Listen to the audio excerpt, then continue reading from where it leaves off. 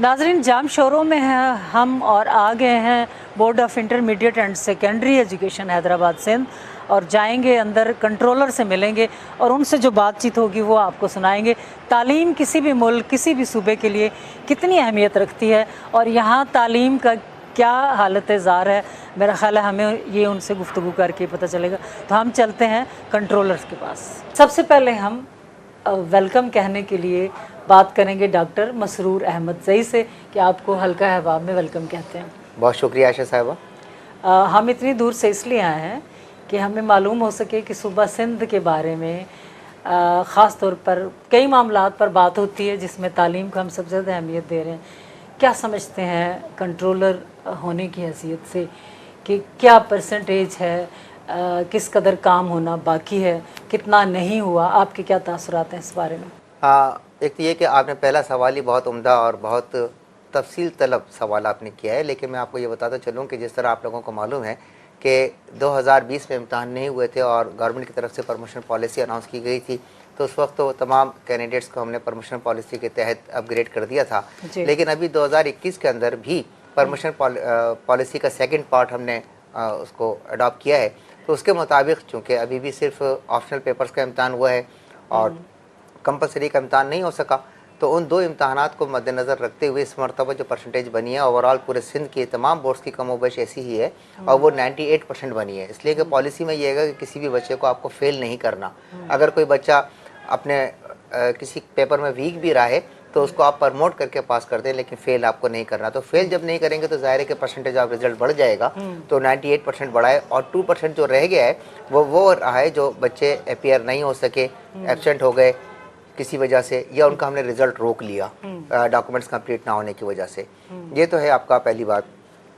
दूसरी बात ये कि क्या काम हुए हैं और क्या काम होने बाकी हैं। देखें, तो बकौल इकबाल के आ रही है सदाए कुन फ़यकुन, वो तो हम दमादम जो है वो कुन फ़यकुन की सदाएँ आ रही हैं। वो तो काम मुस्तकिल होना है, मुस्तकिल जारी रहना है और कहीं पे भी जिससे कहते हैं ना रुकना, वो नहीं होता। लेकिन अभी बहुत सारी चीज़ें जो हैदराबाद बोर्ड के पॉइंट ऑफ व्यू से मैं आपसे अर्ज़ करना चाहता हूँ वो ये है कि हमने अपना एक सॉफ्टवेयर बनाया है और उसको हम इंशाल्लाह 2022 के अंदर हम उसको ऑन करेंगे।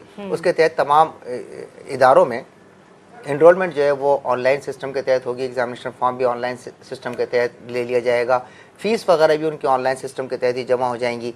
इसके अलावा हमने अपना सर्वर हम ले रहे हैं और सर्वर लेकर हम इस काम को आगे बढ़ा रहे हैं। जो तकाजा जदीद तकाजे हैं उनको अगर हमने इख्तियार नहीं किया तो लेटेस्ट टेक्नोलॉजी बहुत ज़रूरी है। तमाम दफातर में हर जगह लेके आना, उसको पूरी दुनिया जा रही है लेटेस्ट टेक्नोलॉजी तो उसी तरफ हालांकि वोट देने के मामले में उस सिस्टम पे लाने उस मशीन के अगेंस्ट सारे की जवाब ही ना आए। तो जब वो जाते थे तो अपने वापस तो मालूम हो जाता था कि ये हथियार नया है और ये सकाफत किया हुआ है।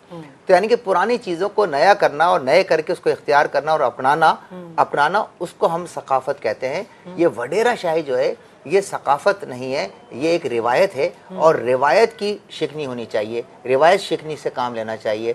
हमेशा हर उस कौम ने तरक्की की है जिसने रिवायत शिकनी से काम लिया है और रिवायत शिकनी वो जो मजबूत हो। अगर मनफी अगर है तो उसकी रिवायत शिकनी होनी चाहिए। आप अपने नजरिया जो है अपनी बुनियाद उसको पुरानी रिवायत करार करके अगर वहाँ पर अगर वो वडेरे या कुछ और लोग या पथारेदार या चौधरी अगर ये चाहते हैं कि साहब यहाँ पे तालीम नहीं हो वरना मेरा वोट चला जाएगा, यहाँ पे स्कूल नहीं हो, किसी और को भी वोट दे सकता है, वो किसी और को वोट वो सवाल करेगा ना सवाल करेगा काम क्यों नहीं किया, बस वो सवाल करेगा। कोई भी सवाल हो तो वहाँ पर सवाल करने की कैफियत ही पैदा ना की जाए, माहौल ऐसा रखा जाए कि हमेशा हमारे बाप दादा जी करते रहे, तो वहाँ जी हुजूरी का सिस्टम चल रहा है। लेकिन अब वो बात, मेरा ख्याल है आप मेरी बात से इत्तेफाक करेंगे आयशा साहिबा। आप बल्कि बता रहे हैं तो मैं इत्तेफाक करूंगा क्योंकि ये आपसे बेहतर कौन बता सकता है। नहीं, आप चूंकि माशाल्लाह इसमें खासा वसी नज़र रखती हैं तो मैं इसलिए अर्ज़ कर रहा हूँ कि अब आप देखेंगी कि अब वो चीज़ें सिमट गई हैं, वो सर्किल बहुत माइनर हो रहा है, यानी कि काम हो रहा है, शऊर आ रहा है। अच्छा, आपने मीडिया ने, आपके मोबाइल ने ये शऊर तो दे दिया ना, पहुँच गई ना, घर पर अजान तो आ रही है ना, आवाज़ तो आ रही है ना। तो जब अजान की आवाज़ आ रही है तो गोया कि इनकलाब की नवीज़ आ रही है। जी, रिवायत शिकने की बड़ी अच्छी आपने बात की। यहाँ भी मैं एक बात क्लियर करती चलूँ कि हम लोग जब नज़रियाती तनज़ली का शिकार होते हैं ना, हमारी कुछ बुनियादी असास है, बुनियादी असास की पर चल कर हम अपनी ज़िंदगी को बेहतरीन असूलों पर गुजारते हैं। मसलन पाकिस्तान एक ऐसा मुल्क है जहाँ हम मुत्तहिद होकर रहते हैं तो हम तरक्की करते हैं, तो हमारा दुश्मन फ़ायदा नहीं उठाता। अब हम अपने नज़रिए से ही हट जाएं कि जी हम बुत शिकना रिवायत शिकना, तो ये हो जाता है गलत। लेकिन जिन ट्रेडिशंस की हम बात कर रहे हैं, अभी इन्होंने कहा कि रिवायत शिकनी करनी पड़ेगी, ये रिवायत है, जो वडेरा कल्चर है ये कोई सकाफ़त नहीं है। तो अब इस रवायत शिकनी की मुश्किलात कितनी गुजर चुकी, और अभी आपने कहा जी थोड़े से आसार पैदा हुए हैं, तो अभी तो मुझे कम हैं। ये रिवायत शिकनी हमेशा से ही मुश्किल रही है, हमेशा ही दुश्वार रही है, तो आइंदा चलकर कैसे इसको थोड़ा सा मजीद बेहतर कतरा कतरा बाहम शुद्ध दरिया अगर कतरा कतरा आहिस्ता आहिस्ता, जो भी इनकलाब होता भी एक दफ़ा में नहीं है, इनकलाब आता भी इस तरह नहीं है, लेकिन आप ये तो इत्तेफाक करेंगे ना सब के एक तब्दीली आ रही है। अच्छा, अब आपका जो सोशल मीडिया है इसने आदमी को सोचने पे मजबूर कर दिया, इसने आदमी को सवाल करने पे मजबूर कर दिया। वहाँ से उसको अगर पढ़ने में उसमें दुश्वारी हो रही है तो वहाँ पर एक तहरीक मिल रही है कि भाई मैं इसकी एजुकेशन हासिल कर सकूँ। तो इस तरीके से, और ऐसा ऐसा शहरों को वसत मिल रही है। पहले गाँव वगैरह थे, अब शहरों को वसत मिल रही है, शहर बढ़ रहे हैं। तो वसत की ट्रेजेडी ये हो गई है कि शहर इस कदर वसी हो रहे हैं कि शहर ही शहर बनते जा रहे हैं। तो बस जब यानी एक शहर दूसरे से मिलता जा रहा है, ना तो दरमियान में जितने भी गांव थे और जहाँ पे ये सारी वडेराशाही होती, हमने एग्रीकल्चर ख़त्म कर दी, हमने अपनी रिवायती खूबसूरतियाँ ज़िंदगी की ख़त्म कर दी, और ऐसे शहरी दौड़ में आए कि जिसमें हमारा बहुत बड़ा नुकसान भी हुआ, बहुत बड़ा नुकसान हुआ। मतलब हम बहुत सारी चीज़ों से दूर भी गए। बहरहाल आपसे बात करके बहुत ही अच्छा लगा।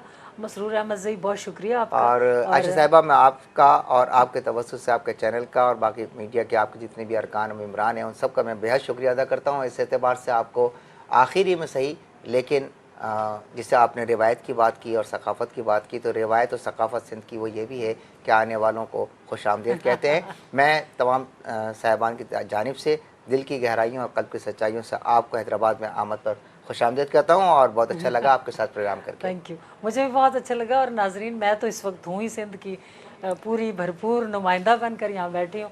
हमें अपने सारे सूबों से, सारे सकाफती रंगों से और पूरे पाकिस्तान के हर खित्ते से बड़ी मोहब्बत है। जिस तरह फूल का हुस्न पत्तियों की तरतीब में ना, हार का वजूद मोतियों की तंजीम में, और बाग के दिलकशी पौधों की तज़ीन में, और दरिया की रवानी मौजों के इर्तिबात में, मैं शायरा भी हूँ, इर्तिबात सब जानते हैं, तो आपने इर्तिबात में, तो इसी तरह जो है ना वो कौमों का वजूद भी इत्तेहाद और इत्तेफाक ही से इबारत होता है। ये चारों सूबों की यकजाई जो है ना, यही खूबसूरती है, यही खूबसूरती, इसी को लेके चलना है। नाजरीन, इसी के साथ यहाँ से इजाज़त लेंगे और अपने सफ़र को सिंध में, हैदराबाद में आगे बढ़ाएंगे।